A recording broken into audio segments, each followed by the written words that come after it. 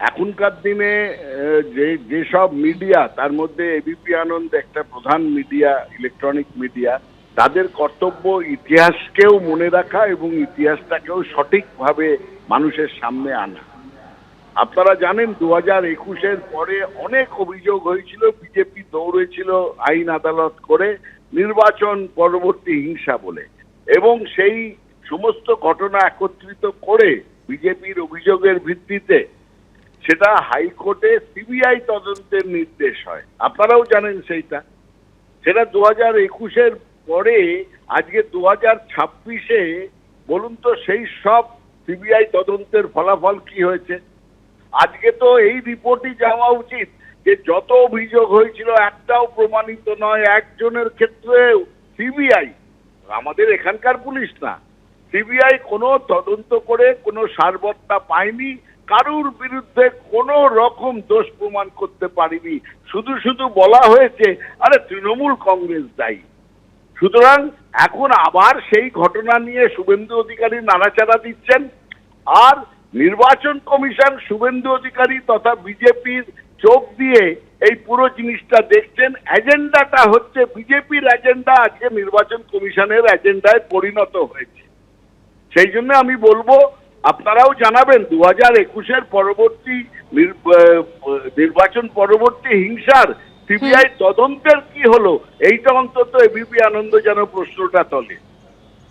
ধন্যবাদ জয়প্রকাশ বাবু।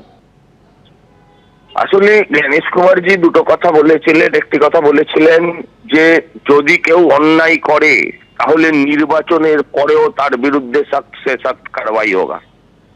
এটা নির্বাচনের পরেই তাদের বিরুদ্ধে অপারেশন হচ্ছে, তাদের বিরুদ্ধে তদন্ত হচ্ছে, এটাই ধরে নিতে হবে। মোদিজি কদিন আগে বলেছেন চুন চুনকে নিকালুঙ্গা, যারা অপরাধী তাদেরকে খুঁজে খুঁজে বার করবেন। অপরাধীদের খুঁজে বার করা শুরু হয়ে গিয়েছে।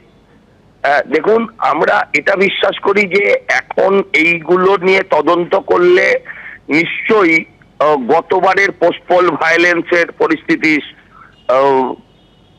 তার থেকে আমরা মুক্ত হয়ে যেতে পারবো না, কিন্তু এখন থেকে যদি প্রচন্ড ভাবে চাপ সরকারের ওপর সৃষ্টি করে রাখা যায় এবং এই পুলিশ অফিসার যাদেরকে মমতা বন্দ্যোপাধ্যায় প্রতিদিন আশ্বস্ত করেন যে তোরা যা খুশি করে বেড়া, শুধু আমার কথায় নাচবি তাহলেই আমি তোদেরকে রক্ষা করব, তারা অন্তত আর সেই রাজীব কুমার হতে চাইবে না।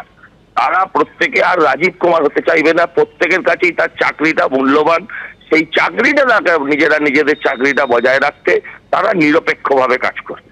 আমরা তো এইসব কিছু চাই না। আমরা চাই নিরপেক্ষ ভোট হোক, শান্তিপূর্ণ ভোট হোক এবং প্রকৃত অবাধ ভোট হোক, ভয় মুক্ত ভোট হোক, এটা আমরা চাই।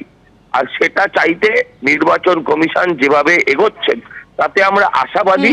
কিন্তু যতক্ষণ না পর্যন্ত নির্বাচন শেষ হচ্ছে ততক্ষণ একেবারে সম্পূর্ণ আমরা সফল এই নির্বাচন কমিশন করতে পারবেন বলে সেই ব্যাখ্যা করতে পারবো।